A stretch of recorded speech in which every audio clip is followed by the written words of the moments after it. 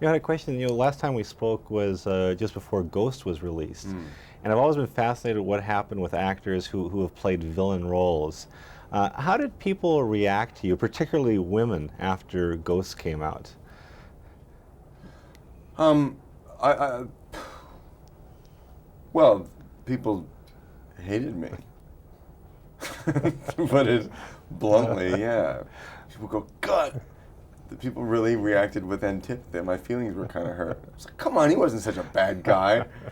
But I also think that people are attracted to villains like that. So I think that there's sort of a combination of revulsion and an attraction to evil characters. Yeah. What was the worst thing that happened?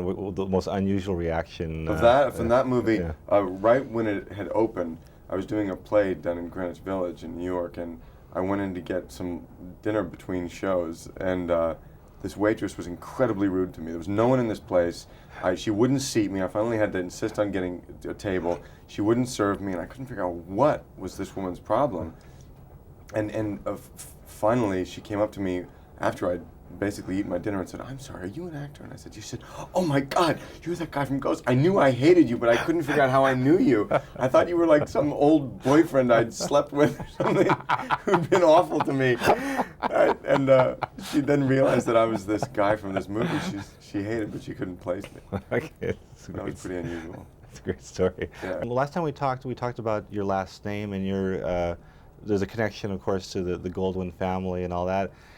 When you were growing up, were there ever times that people saw your last name and weren't quite sure whether you did have a connection, and were you ever worried that people wanted to take advantage of you because of that? A few times as a kid, I was always sort of embarrassed that people go, hey, this is Tony Goldwyn, Goldwyn. And I was always kind of, it made me uncomfortable that people would single me out like that. And there were, frankly, very few, but a couple of kids in school who sort of thought that they had something to gain. They had absolutely nothing to gain. They found out.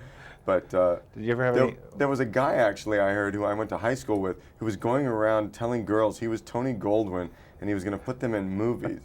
And I don't think he ever scored because of it.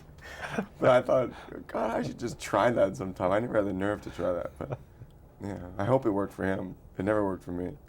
Tony, there's a great scene with you locking horns at the beginning of the film with a literary agent. I'm just wondering, in your career, what have been some of the worst experiences that you've had with agents? Not necessarily your own, but maybe someone else's.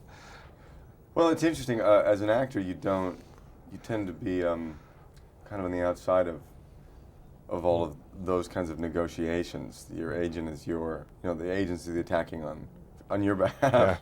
Yeah. The first experience I had like that, negotiating with an agent, there's a film that I've been developing that I'm going to direct, and it started, a couple of years ago when I optioned the screenplay. I told my lawyer that I wanted to learn how to do the negotiations with the agent for the price, and I only wanted very little money to pay and that kind of thing. And so I got this complex negotiation with this agent, and I was trying to be like a really nice guy and go, well, and she was just walking all over me, and finally, it was trial by fire. I found myself saying, "Okay, well, I guess we cannot, we just can't make this work." And I found out she came back to me and said, "Okay, well, let's make this work out. We'll do what you want."